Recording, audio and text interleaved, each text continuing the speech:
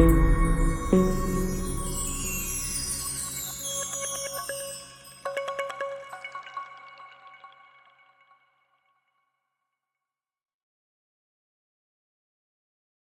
them, and here's what I love about the first 4 verses. Basically what it said this. Did you notice every time he would give some type of analogy of what they had experienced, he said all did this, all did that. So in other words, equal opportunity for everybody, right? And I'm glad we serve that kind of God, right?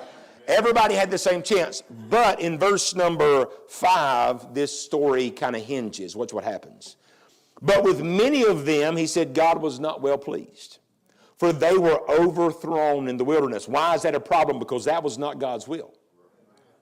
God's will, Brother DJ, was not just to bring them out of Egypt and have them die in the wilderness. God's will was to bring them out of Egypt and get them into Canaan land.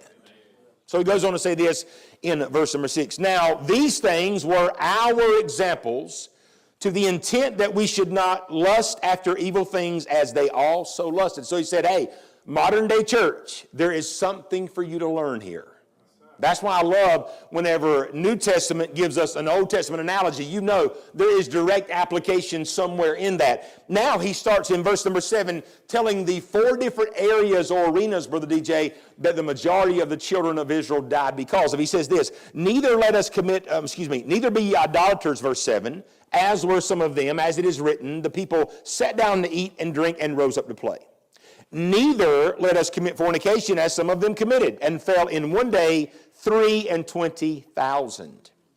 Neither let us tempt Christ, as some of them also tempted, and were destroyed of serpents. And then in verse 10, the 4th and final example, neither murmur ye, as some of them also murmured, and were destroyed of the destroyer.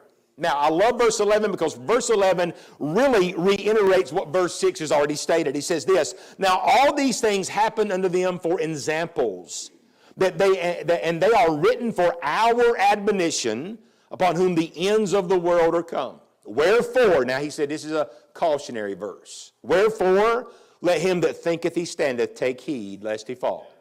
So he said, church, be aware, just like they fell or they succumbed to these things and fell short of what God wanted for them, where God was taking them, it can also happen to you. Be careful and learn from their example. Then he says, verse 13, there hath no temptation taken you but that which is common unto man, but God is faithful, who will not suffer you to be tempted above that which you're able, but with all the temptation also make a way of escape, that you may be able to bear it. Wherefore, my dearly beloved, flee from idolatry.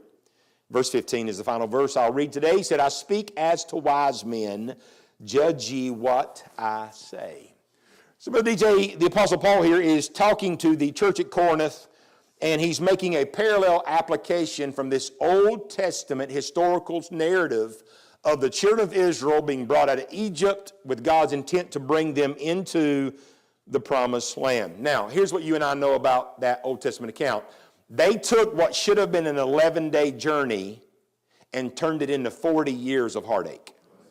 40 years of failure, 40 years of not going where God wanted them to go. And every bit of it was because of issues of the flesh that they mismanaged. Wouldn't it be sad to die and then realize God had so much more for you than what you actually got to enjoy?